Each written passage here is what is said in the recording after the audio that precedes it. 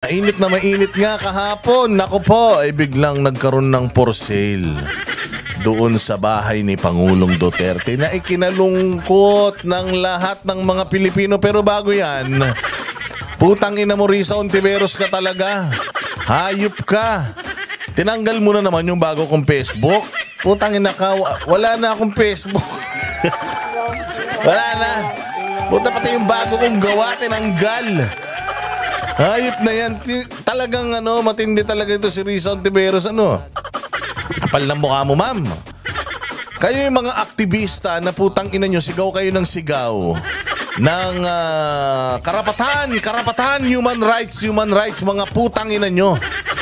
Human rights, putang ina nyo. Takot naman pala kayo. Pinuntahan ko kasi siya sa kanyang page. Mantakin mo ba naman yung ilang taong ko ng pinangangalagaan ng Facebook? Dahil nung mga kausap ko sa Messenger, naglaho ng parang bula.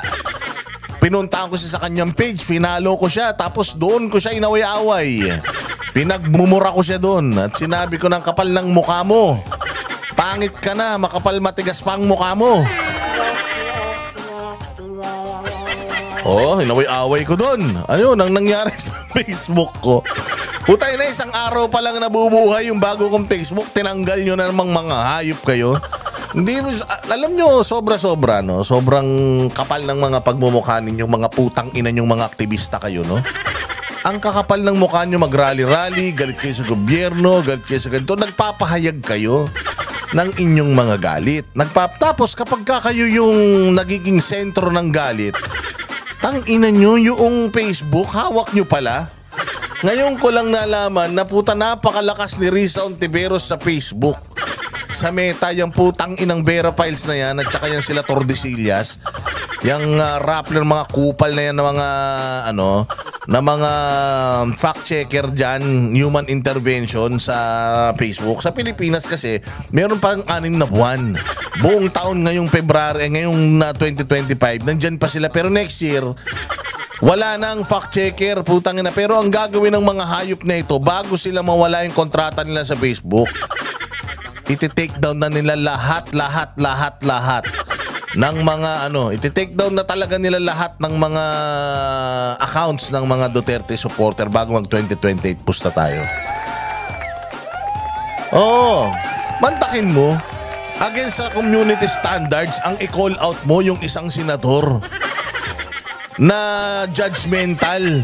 Isang senador na putang ina kung makapagbintang sa mga Senate inquiry niya, sagad. Pero pag siya na yung binuburaot mo, pag siya na yung binuburat mo, at tinatanong mo kung magkano yung totoong binayad niya dun sa mga testigo niyang punyeta siya, tangina, mahigipag-cooperate sa Facebook, tapos ipapa-take down lahat ng mga nagsishare ng mga video ni alias Rene. Saan ka naman makakita ng ganyan? Ang daming na terminate na mga na take down na mga Facebook account dahil nagsishare ng mga video ni alias Rene. Asan na yung mga video ni alias Rene? Balita ko nawawala na daw sa social media. Lahat tinitake down. Putang ina, nakakadiri at nakakahiya kayo. Panay ang sigaw nyo para sa karapatang pantao ng mga Pilipino, pero mga puki ng ina nyo. Kayo mismo mga iyaking kayo. May mga nana kayo, may mga pigsa kayo. Kapag tinutuligsa kayo, gigil na gigil kayo. Papa-take down nyo yung mga tumutuligsa sa inyo. Putang ina nyo, mas masahol pa kayo kay Marcos Sr. Kung kailan merong bagong age of information dissemination na tool, itong Facebook, TikTok, YouTube, putang ina, kinokontrol ninyo. Galit na galit kayo sa kay Marcos Sr. noon na kinontrol ang media. Ngayon, kinokontrol nyo lahat ang media. Kapag ang mamamayang Pilipino ay sumasagot sa inyo, nahuhuli kayo sa mga kademonyohan ninyo, aba, pinapatanggal ninyo yung mga account. Kaya mga bossing, ako ay umaasa na panoorin at inyong i-share, i-like itong mga videos natin dito sa YouTube. Ito na lang ang meron tayo. May TikTok ako, kaya lang gulo-gulo kasi ng TikTok eh. Ang ingay-ingay, kailangan lagi kang naka-headset. Yung hayop na TikTok. Pero sige na, i-utilize ko na rin yung TikTok na yan. Putang ina nyo, kala nyo mapipigilan nyo kami? Ha? Kala nyo mapipigilan nyo kami sa paglalahad ng mga saloobin namin? Ng babatikos namin sa inyong mga kawatan, kayong mga hayop kayo? Hindi kami papayag. Gamitin natin ang lahat ng ating mga social media accounts at platforms para batikusin ang mga putang ina nito. May balak pang tumakbo ng presidente ang hayop. Hindi ka, mas masaol ka pa kay Bongbong. Buti pa si Bongbong hindi sumasagot. Ikaw nagpapa-takedown ka. Alam mo, mas bilib pa ako kay Bongbong. Si Bongbong, kahit anong pangbabatikos mo sa kanya, wala siyang pakialam. Hindi para i-take down niya yung iyong social media. Pero putang ina, kayong mga aktivistang, mga banal-banalan, mga manyakol naman kayo, mga immoral naman kayo, mga putang ina nyo, putya kayo pa ang may ganang magsikil sa malayang pagpapahayag. Kapag pabor sa inyo, tuwan-tuwa kayo, pero kapag kayo na yung binabatikos, putyang ina, ang sasakit. Masakit? Ha? Bitter ako? Oo.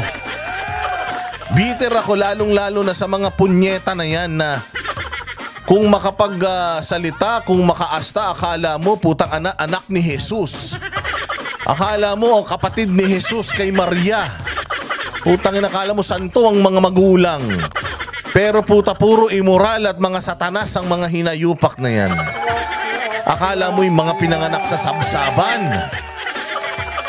Akala mo yung kalilinis na mga tao. Yung pala puta ng babayad para sirain ang buhay ng kapwa Pilipino. Putang ina yung kakapal ng mukha nyo. Mga buwisit kayo. Pero matatapos din kayong mga animal kayo. Matatapos din kayong mga kupal kayo, ha? Kaya mag-antay-antay lang kayo. Lalong-lalo ka na Risa Ontiveros. Matatapos ka din. Mawawala ka rin sa posisyong buwaka ng ina mo ka. At pag wala ka na sa posisyong hayop ka, babalik ka ulit sa kalsada at magsisisigaw ka ulit sa iyong kalayaan. At sana by then, putang ina nyo lahat kayong mga komunista kayo. Sana ikulong kayo lahat, mga hayop kayo.